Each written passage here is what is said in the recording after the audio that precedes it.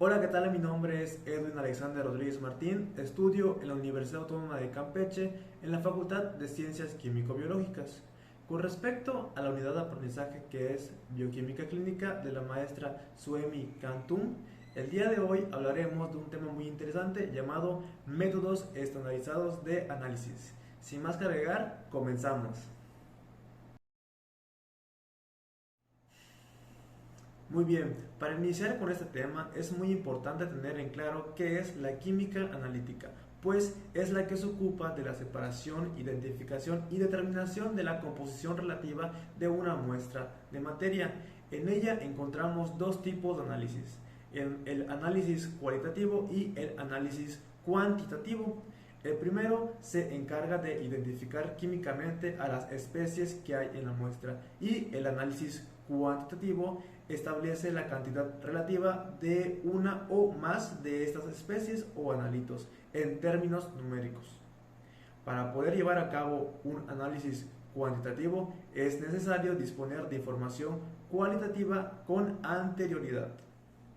La química analítica ha jugado un papel importante en el desarrollo de la ciencia. Por ejemplo, en 1894, Wilhelm Ostwald la describió como el arte de reconocer sustancias diferentes y determinar sus constituyentes, puesto que ocupa una posición privilegiada entre las aplicaciones de la ciencia, ya que las preguntas que nos permite responder surgen donde quiera que se emplee un proceso químico, con propósitos científicos o técnicos. Desde los tiempos de Ostwald, la química analítica ha pasado de ser un arte a ser una ciencia con aplicaciones en la industria, medicina y en todas las ciencias en particular. Los agricultores, por ejemplo, confeccionan sus pautas de fertilización e irrigación para ajustarse a las necesidades de las plantas durante el periodo de crecimiento. Estas necesidades se estiman a través de análisis cuantitativos de la planta y del suelo en el que están creciendo. Las medidas cuantitativas analíticas juegan también un papel importante en muchas áreas de la investigación en química, como por ejemplo la bioquímica, la biología, la geología y entre otras ciencias muy importantes.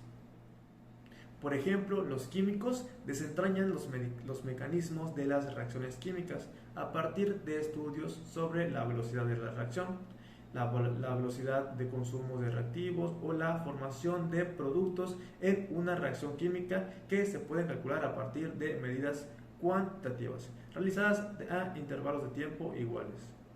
Muchos químicos y bioquímicos dedican gran parte del tiempo que poseen en el laboratorio reuniendo información cuantitativa sobre sistemas en los que están interesados.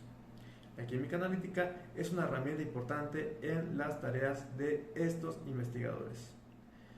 Ahora bien, los resultados de un análisis cuantitativo típico se calculan a partir de dos medidas. La primera es el peso o volumen de la muestra que se va a analizar y la segunda es la medida de una cantidad que es proporcional a la cantidad de analito que hay en una muestra. Los químicos clasifican los métodos analíticos en función de la naturaleza de esta última medida, en donde podemos encontrar tres diferentes métodos. Encontramos a los métodos clásicos, a los métodos instrumentales y por último a los métodos de separación. Los métodos clásicos se basan en propiedades de los analitos, en donde encontramos los diferentes, por ejemplo, a los métodos volumétricos y a los métodos gravimétricos.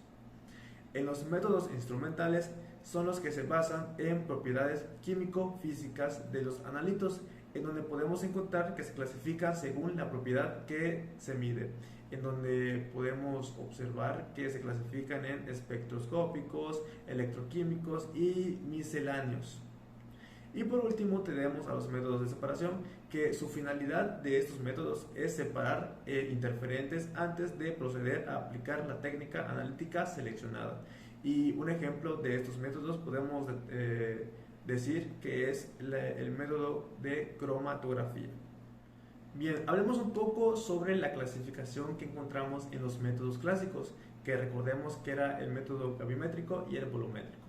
El gravimétrico es el que determina la masa de analito o de algún compuesto relacionado químicamente con el que se determina, y el volumétrico es el que mide el volumen de una solución que contiene el suficiente reactivo para reaccionar completamente con el analito. En cuanto a los métodos instrumentales, tenemos que estos métodos espectroscópicos se basan en la medida de la interacción existente entre la radiación electromagnética y los átomos o moléculas de analito, o bien en la producción de tales radiaciones por este analito. Hay que mencionar un grupo misceláneo de métodos entre los que se incluyen la medida de propiedades como la relación carga-masa. Encontramos, por ejemplo, diferentes métodos como el de espectroscopía de masas, la velocidad de desintegración radioactiva, el calor de la reacción, la velocidad de reacción, la conductividad térmica y la actividad óptica e el índice de refracción.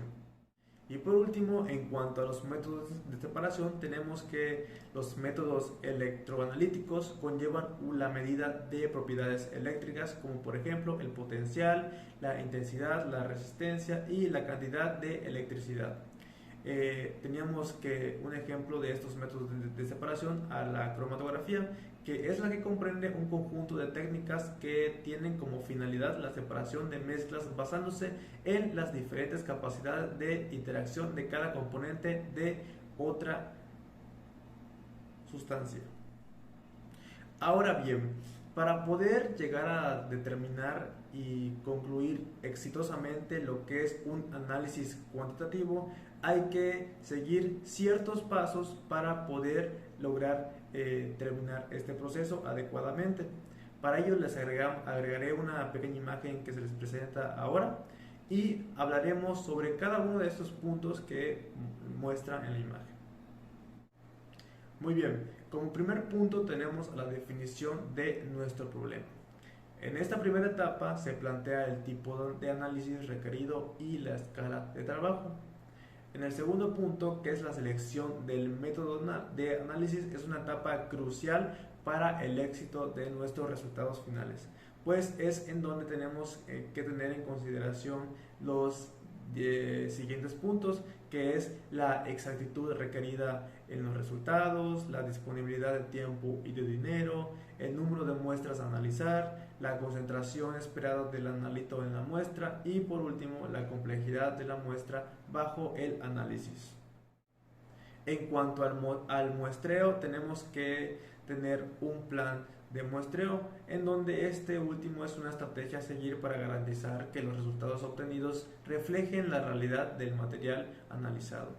Y tenemos que tener unas características que debe cumplir nuestra muestra, en donde esta debe de ser representativa del material a analizar y ser homogénea, lo que conlleva a que esta debe de ser igual en todas sus partes.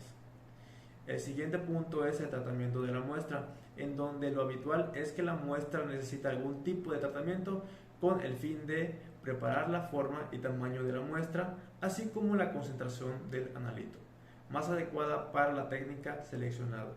Y pues aquí igual buscamos eliminar interferencias matrices que pueda encontrar nuestro analito. En cuanto a algunas consideraciones importantes durante la etapa de preparación de la muestra, tenemos que la primera es la preparación de la muestra, que esa no implique una pérdida del analito o que se contamine nuestra muestra. La 2 es que se debe transformar el analito en la mejor forma química para el método analítico seleccionado. La tercera es que tenemos que, de ser necesario, tenemos que eliminar las interferencias que encontramos en nuestra muestra para que no pueda interferir al momento de analizar nuestro analito.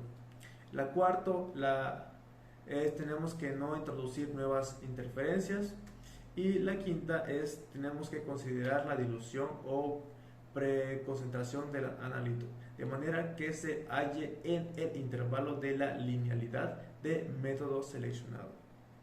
En muchos análisis químicos se utilizan varias muestras o replicados cuyos pesos o volúmenes se han medido cuidadosamente utilizando una balanza analítica o bien un apartado volumétrico de precisión.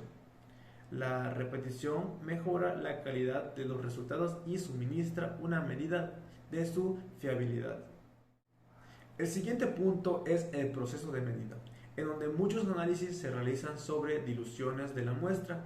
Idealmente, el disolvente debe disolver a toda la muestra, no solo al analito, de forma rápida y por completo. Las condiciones de disolución deben ser suficientemente suaves para que no se produzca pérdida de nuestro analito. El siguiente punto, que es el calibrado y la medida, tenemos que todos los resultados analíticos dependen de una medida final X, de una propiedad física del analito. Esta propiedad debe variar de forma reducible y conocida con la concentración del analito, que en este caso la conocemos como Ca, como mostramos en la imagen. Idealmente, la medida de la propiedad física debe ser directamente proporcional a la concentración. Esto es lo que mostramos aquí en la pequeña imagen, donde K es una constante de proporcionalidad y la constante K, excepto en dos casos, se determina empíricamente a partir de patrones de concentraciones conocidas, y las dos excepciones son los métodos gravimétricos. Muy bien, el penúltimo punto es el de la evaluación de los resultados y estimaciones de su fiabilidad, puesto que los resultados analíticos quedan incompletos sin una estimación de su fiabilidad. Es por ello que este informe debe de indicar claramente los resultados, las condiciones experimentales empleadas y las limitaciones concretas de la técnica analítica empleada. Por último, tenemos a la conclusión.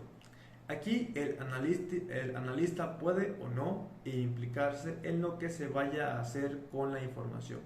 Como mínimo, debería asegurarse que las conclusiones que se extraigan de sus datos sean coherentes con los mismos. Muy bien, y aquí llegamos al final de lo que fue nuestra exposición, con lo que concluimos que la química analítica es una de las ramas más importantes de la química moderna.